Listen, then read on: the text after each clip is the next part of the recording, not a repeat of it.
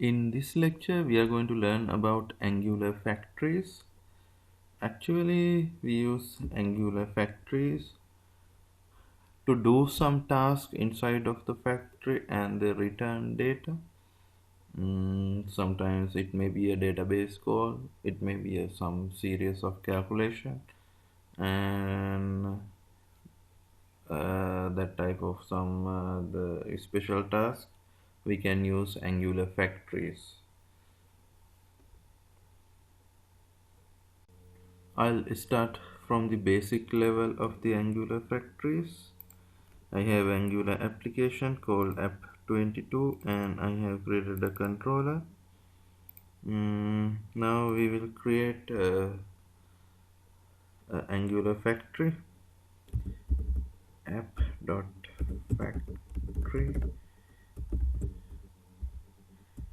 and I'm going to use my first Angular factory as first factory, and in this factory I am going to return some variable.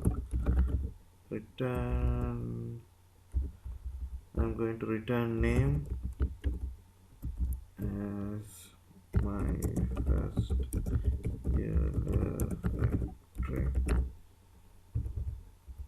and I'm going to import this factory into the controller. I have to use first factory, and I want to use a scope also.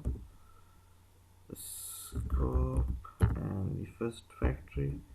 I'm going to create some local variable to the controller scope dot name, and I'm going to equal this scope dot name from to the first factory name, and I'm going to use first factory dot name that equals to the scope dot name, and in the HTML I'm going to out this controller name.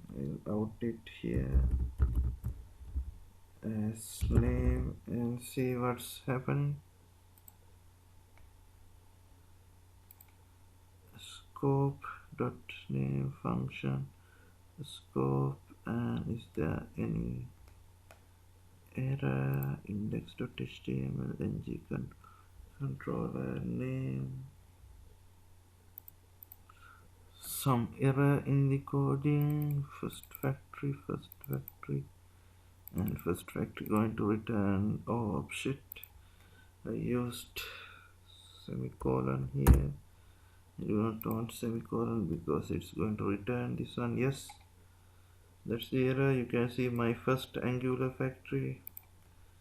I have created a factory to return the name object, and inside of the controller I am going to access that name, and in the index.html I have out that factory, and we will see how we are going to load some data using factory.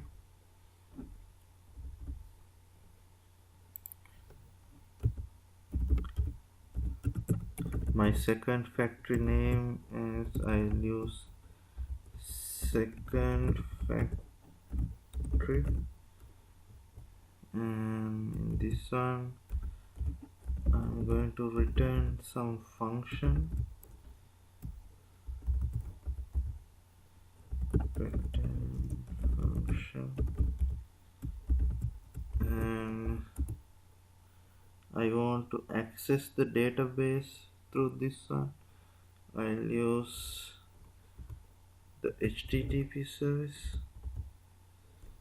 To use here I need to import that HTTP service.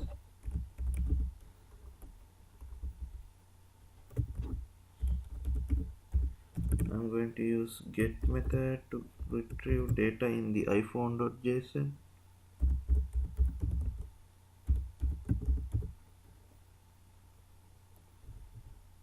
And if this success,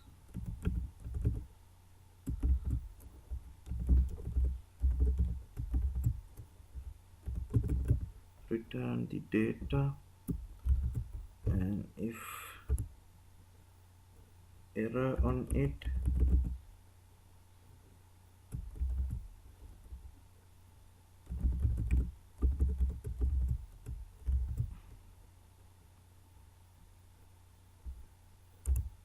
return that error, and I'm going to equal this data in index.html. I have used object array, and in this one also I need to use scope.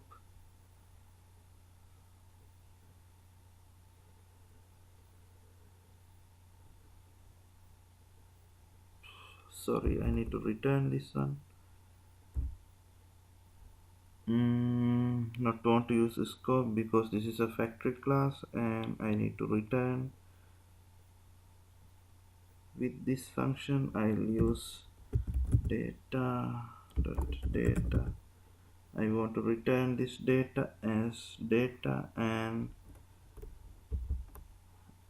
if there's error, I need to return data as false. And we will see,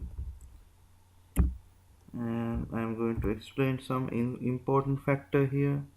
Now you see, you have created the factory, and you are going to call this factory function, but that factory is going to do some database access, and this is actually happen in the backend and transfer data through the HTTP GET, and we don't know how much time it will take to process this data. Because of that, we cannot say which object is going to the return. It will dot success or dot error, and we are going to use Angular $Q for resolve this issue. I'll explain what $Q is for in the Angular. Actually, $Q is going to handle multiple promises in the factory, and we will see how it's happening. I'm going to create a variable of $Q. Def obj is my variable, and $Q dot defer object I'm going to create to handle multiple promises, and I need to have this $Q to import in this function. And in this factory we have two return times. One is when the HTTP GET success, and other one is HTTP GET becomes error. I am going to handle those two promises using def obj dot. I'm going to resolve these multiple promises, and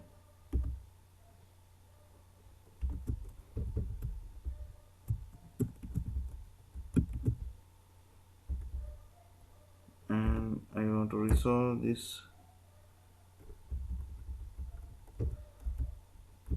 multiple promises in error handle when error comes.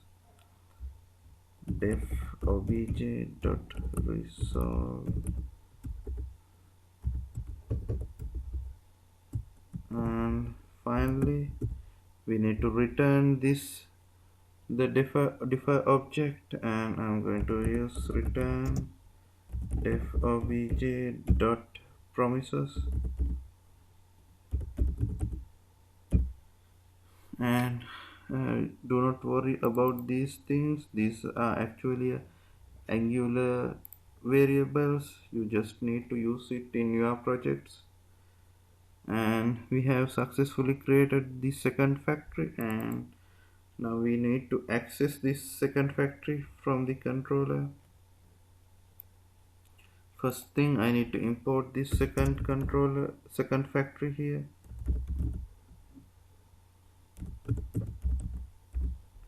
And I need to create some variable to get the result of the factory, and I'm going to call that factory. That's or that factory is work as a function because it return a function. I need to call that return function using second factory, and the second factory returns some result, and I need to equal that result dot then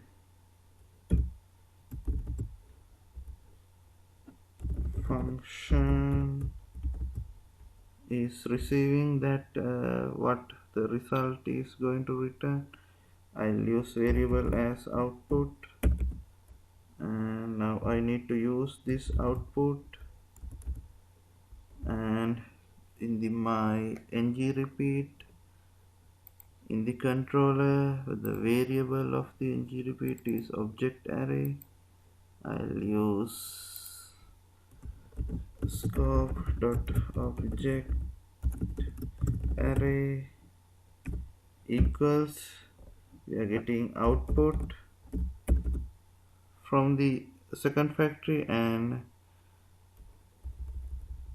in the second factory it returns the data embedded to the object called data. I need to access that data object and the return output, and we will see how this one is work. I'm going to stop and run it.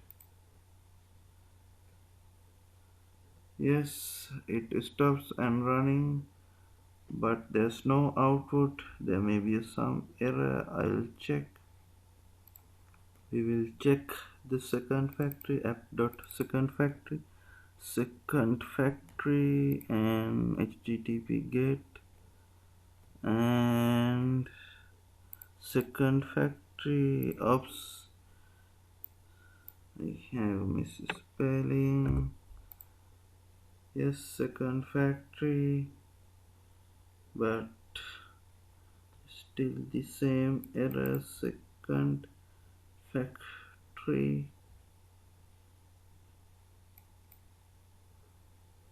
first factory, second factory, and I have very bad typing. Again I have missed second factory, and we'll see what's happened. Yes, it works like calm. Yes, you can see I have called to a first factory and returned this my first Angular factory, and I have called to second factory. I have returned this iPhone JSON, and I think you have now clear understanding about these Angular factories. In our projects we are going to use these factories, and you can have a good idea on that time about these factories. I think now you have a good knowledge about Angular factories. Actually Angular factories is used to process some data. It may be a database process or some heavy calculations, and when you use factories and controllers separately, you can see how code is clear. And we will talk these factories more about when you do some Angular the practicals, the real world practicals.